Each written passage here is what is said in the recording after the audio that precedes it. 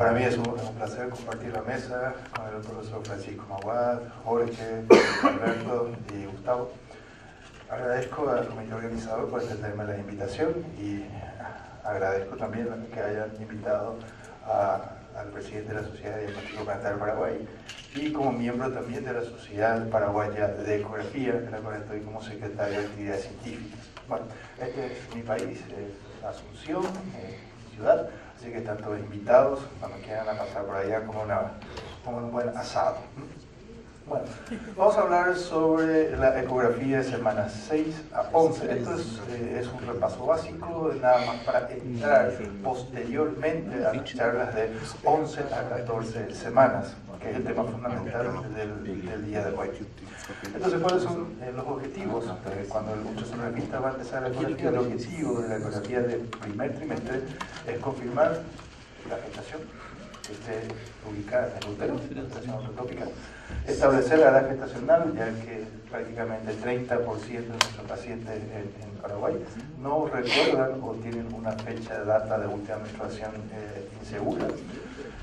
Diagnóstico precoz de gestaciones múltiples y su cronicidad, ya que una vez diagnosticada la cronicidad sabemos que si es un monocigoto, dicigoto o monocorial o bicorial, cada una de ellas tienen algún tipo especial de complicaciones en la cual podemos estar prediciendo.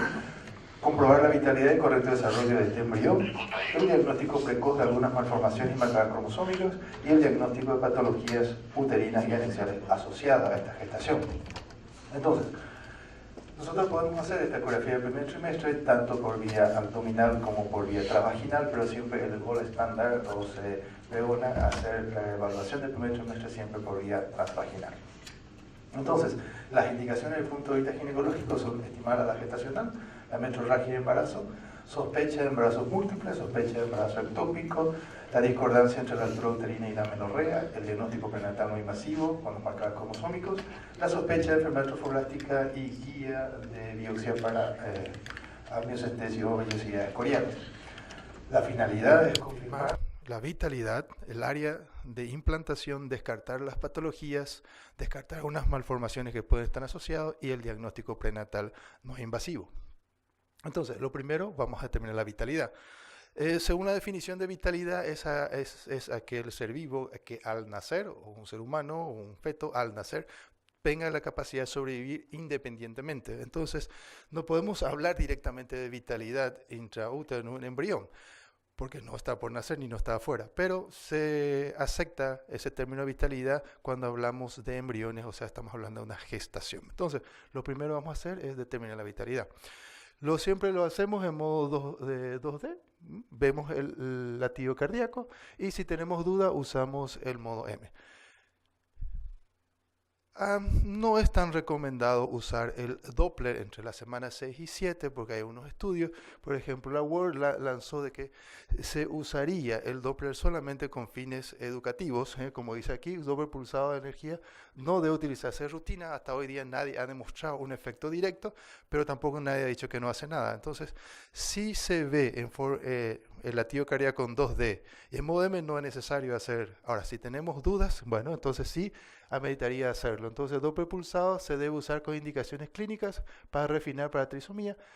Cuando utilizamos debe ser con fines de investigación, enseñanza y formato. Y el escaneo de las arterias uterinas, como está fuera del campo de embrión, entonces se puede usar con toda confianza. Pero siempre entonces el Doppler no es tan recomendado usar en el primer trimestre. Entonces, el primer hito que aparece, o la primera estructura de embarazo que aparece en el primer trimestre es el saco gestacional, más o menos 28 a 30 días de la fecha de última menstruación, que es una estructura anular con una área hiperecogénica con un doble anillo, desde muy pequeñito y va creciendo. Entonces nosotros tenemos estas imágenes que gracias a los ecógrafos de buena resolución, a partir de 3, 4, 5 milímetros de saco gestacional ya estaríamos pudiendo determinar su ubicación.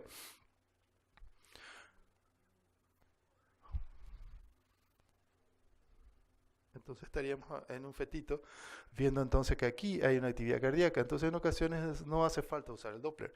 Entonces podemos hacer el modo M o simplemente con la visualización en el modo 2D. Ahí tenemos entonces un embrioncito de 5 semanas ya con actividad cardíaca. Entonces cumplimos la primera fase, que es la vitalidad. Luego la área de implantación, ¿dónde está implantada? ¿Sí? Este está generalmente en el fondo uterino, excéntrica derecha a izquierda, adelante para atrás, pero preferentemente debe ser siempre en el fondo uterino. Descartar algunas patologías como algo anexiales, o en caso de que haya malformaciones müllerianas, como por ejemplo la implantación en uno de los úteros o en un útero didelfo o muy bicordio, para ver en cuál de los cuernos o cuál de los fondos está ese saco gestacional. El diagnóstico prenatal en la ecografía de primer trimestre tardío, porque dividimos en primer trimestre temprano 5 semanas a 11 semanas y el tardío 11 a 14 para diagnóstico prenatal. Entonces, cuando vemos un saco gestacional, es esto lo que debemos recordar, que tiene una forma redondeada ovalada, un contorno suave regular, las paredes ecogénicas tienen que medir más o menos 3 milímetros o más si es posible. El crecimiento, cuando hacemos un control seriado de ese saco gestacional, su evolución, el crecimiento es en promedio 1 milímetro por día, la posición siempre es porción media, y los puntos de referencia siempre la vesícula vitelina y el embrión, entonces lo que vamos a ver en su interior en etapas un poco más avanzadas. Entonces, volvemos, saco gestacional, 28 a 30 días de amenorrea. La segunda estructura que aparece entonces en el embarazo es la presencia del saco vitelino, que aparece 2 o 3 días después del saco gestacional. Tenemos entonces una estructura anillada unida entonces a lo que es el corio a través del conducto ónfalo-mesentérico. Tenemos entonces la tercera estructura que aparece en la gestación, que es el embrión, que aparece más o menos la quinta semana o a las 33 a 35 días post-amenorrea. El embrioncito entonces se desarrolla y empieza a crecer aproximadamente 1 milímetro por día en promedio cuando hacemos controles periódicos. Entonces vemos el embrión, las estructuras diferentes, 6 semanas, 7 semanas, 8 semanas y media, y así vemos. Entonces, recordar siempre que cuando hacemos ecografía en edades tempranas, la cronología de aparición de las estructuras es muy importante para poder dar una buena datación de esa edad gestacional. Saco gestacional aparece entonces, si hacemos vía travaginal, 4 a 4 semanas y media, unos días después saco vitelino o vesícula vitelina. El embrión entonces aparece en la quinta semana más o menos, la actividad cardíaca entre la quinta semana y media y sexta, y los movimientos embrionarios se pueden percibir a partir de 7, 8 semanas, ¿sí? Inclusive un poco antes dependiendo de nuestras épocas. Entonces, este es el cronograma de aparición que debemos evaluar cuando vemos una edad gestacional muy precoz. Y así tenemos las otras estructuras. Saco vídeo 4, 5 semanas y media, el corion 6 semanas, embrión con 2 polos a partir de 6 semanas. El saco amniótico ya podemos diferenciarlo perfectamente 6 semanas. La función de la decida empieza a la semana 7 en parte y lo completa más adelante. Esbozo de los miembros superiores, 7 semanas, extraembrionario, vesícula cerebral ya empieza a aparecer en semana 8, los esbozos de miembros inferiores empiezan en semana 8, la columna como 2 pequeñas líneas a partir de semana 8, movimientos embrionarios, 3 cavidades cardíacas, cordón umbilical ya podemos diferenciarlo bastante bien, las fosas cerebrales a partir de la semana 9, la hernia fisiológica aparece semana 8, 9 y desaparece para la semana 12, los movimientos de extremidades empiezan en semana 9 y los plexos coroideos a partir de semana 9 ya podemos empezar a evaluar. Siempre cuando vemos el primer trimestre, evaluar las estructuras y el cronograma de aparición para poder dar una mejor datación. El cerebelo, el estómago, los núcleos, la vejiga, los dedos y la fascia. Todo tiene su orden cronológico de aparición. Tenemos que hacer un informe, un laudo tenemos que hacer. Entonces, tenemos que hacer la biometría. Biometría del saco gestacional lo hacemos generalmente en 3 medidas, lo dividimos por 3 y tenemos el diámetro medio del saco. Existen algunas tablas donde habla de diámetro mayor nada más, pero nosotros usamos generalmente diámetro medio hasta la semana quinta. A partir de la semana quinta empieza a aparecer el embrión y usamos ya para la gestacional la longitud embrionaria máxima. Entonces medimos el saco gestacional y datamos entonces ese diámetro medio del saco. La segunda estructura de biometría que realizamos, la medición del saco vitelino, que generalmente empieza midiendo 2 milímetros, crece 1 milímetro por semana y generalmente no debe pasar de 6 y en algunos casos 7. Entonces también tenemos que tener en cuenta entonces que el saco gestacional crece 1 milímetro por día, el saco vitelino crece en promedio 1 milímetro por semana y empieza con 2 milímetros, máximo 6 a 7 milímetros. La tercera estructura del embrión aparece entonces después del saco vitelino y crece en promedio 1 a 1.5 milímetros por día, ¿sí? Entonces, ¿cuál es la nomenclatura que vamos a usar? ¿Longitud cabeza-nalga? No. Hasta la semana 8, longitud embrionaria máxima es el término correcto. Y lo medimos entonces de esta manera sin incluir los miembros.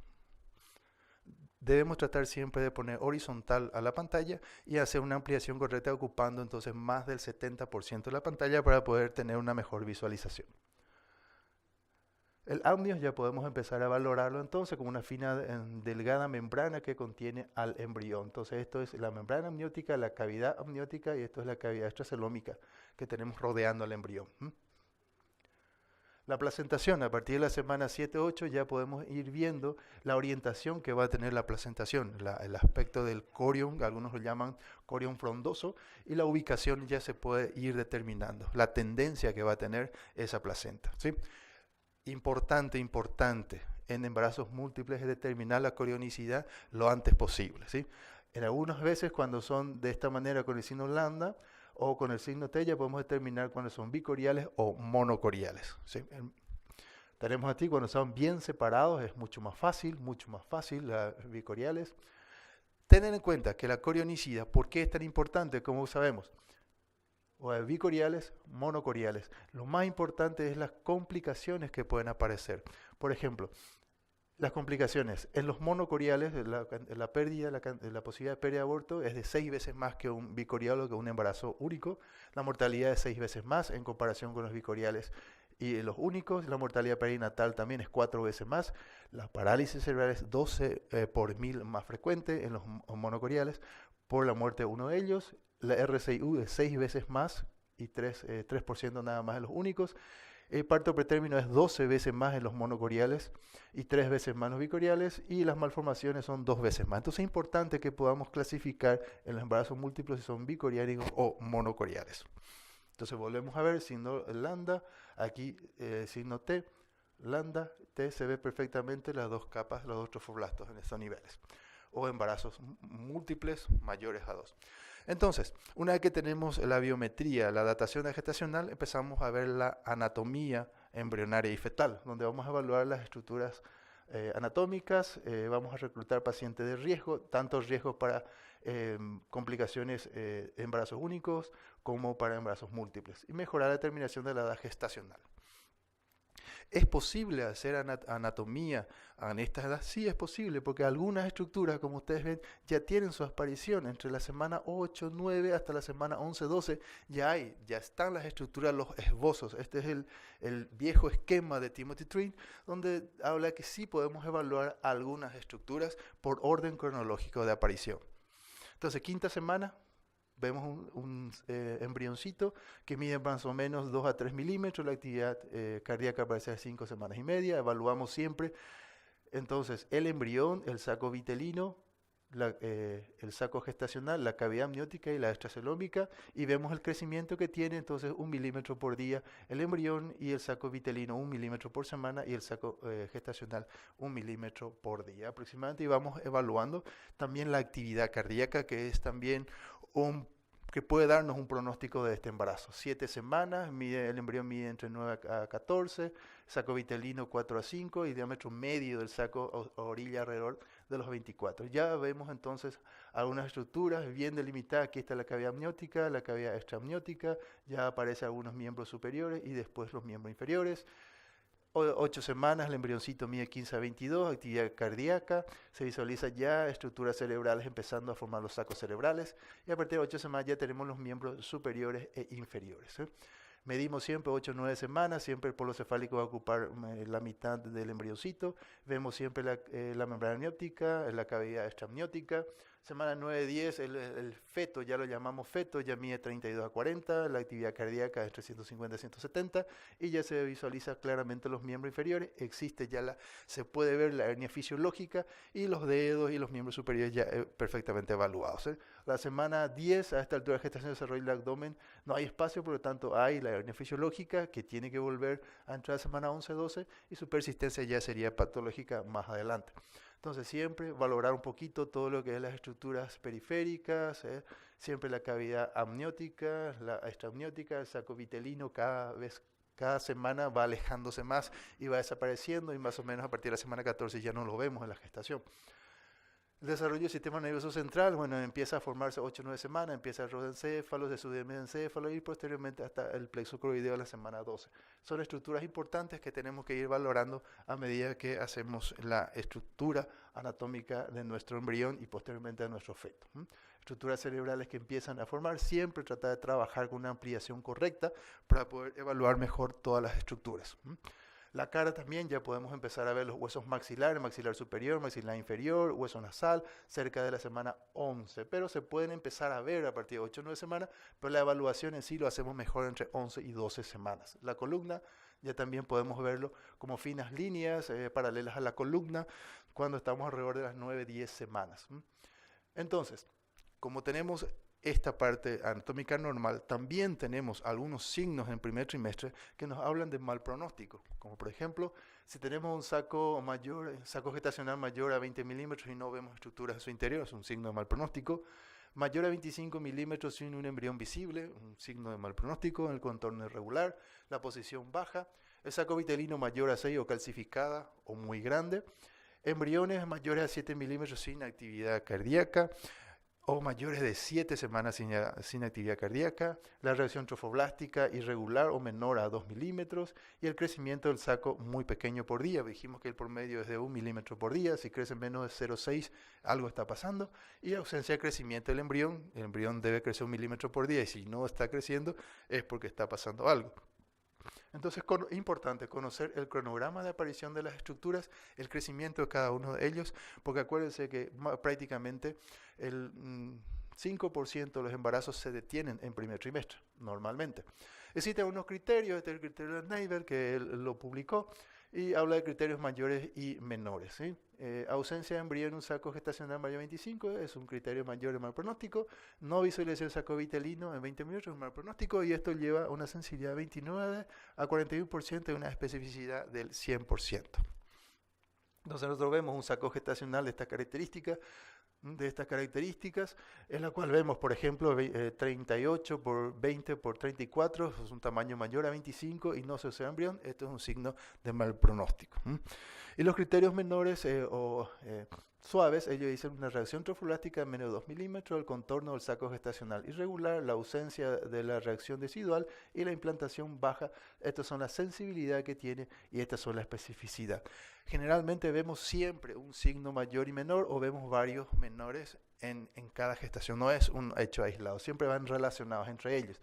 También en el 2013 se publicó esto en el New England, que habla también, modifica algo esto, pero prácticamente es un consenso de que dice que son signos de mal pronóstico cuando la longitud embrionaria máxima es mayor a 7 si no hay actividad cardíaca, la medida del saco gestacional más 25 si no hay embrión, y cuando no se observa embrión después de 2 semanas de aparición del saco gestacional o el saco vitelino, y embrión sin actividad cardíaca después de 11 días de observarse. Esos son los criterios mayores y siempre ponen signos del mal pronóstico no diagnóstico cuando el embrión es menos de 7, esperar, dar tiempo para que se desarrolle. La medida del saco entre 16 y 24 son signos pronósticos y el embrión sin latido entre 7 a 13 días después de aparición. Entonces siempre cuando tenemos una de estas características, esperar un tiempito, esperar unos días y ahí rehacer la ecografía y ver si esto crece, el saco, si crece el embrión y si aparece vitalidad y si no, dar el diagnóstico final. Si tenemos esto, ya podemos hacer el diagnóstico. Entonces, saco irregular, contorno irregular, embrión ecogénico, sin actividad cardíaca, signos menores y mayores, saco gestacional de implantación baja cerca del orificio cervical interno, aquí abajo, sacos gestacionales irregulares, signo mal pronóstico. Cuando encontramos sacos gestacionales mayores a 25 y no encontramos estructuras embrionarias en su interior, lo llamamos embarazo anembrionado o huevo anembrionado. Luego tenemos este tipo de saco gestacional sin contenido, lo llamamos embarazo anembrionado o huevo anembrionado. Lo mismo, estructuras siempre contorno irregular y sin contenido alrededor, no se observa nada. sacos gestacionales mayores. También podemos encontrar gestaciones interrumpidas que al comienzo se desarrollaban normalmente, pero posteriormente se detuvieron. Sacos irregulares, embrión presente, la diferencia con un embrionado es que no hay embrión. Siempre hay que esperar 5 a 7 milímetros para el diagnóstico y también podemos tratar de hacer estímulos, el contorno, el aumento de la cogenicidad del embrión, la desestructuración y los ecos amorfos. También hay que recordar que en algunas ocasiones la gestación puede ser interrumpida y días después producirse una lisis o una reabsorción de este embrión y terminar a veces con un diagnóstico o un embrionado, pero que al comienzo era embrionado. Entonces tenemos aquí en caso de dudas, donde vemos un embrioncito de casi 7-8 semanas, no vemos el latido cardíaco con 2D, podemos usar Doppler color y si no tenemos aquí podemos usar también el Power para poder documentar en caso de que no haya latido para poder hacer el informe y la correspondiente documentación.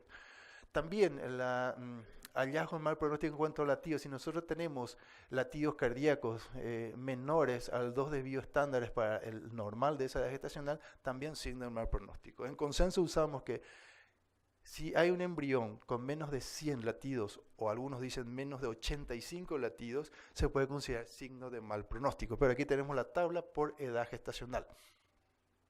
También podemos hacer una ecografía de primer trimestre, encontramos este tipo de imágenes con un corion muy desarrollado, con múltiples imágenes anecoicas en su interior, y estaríamos entonces relacionándolo con la subunidad beta y podemos hacer entonces el diagnóstico o la sospecha diagnóstica de una enfermedad trofoblástica, como estas características.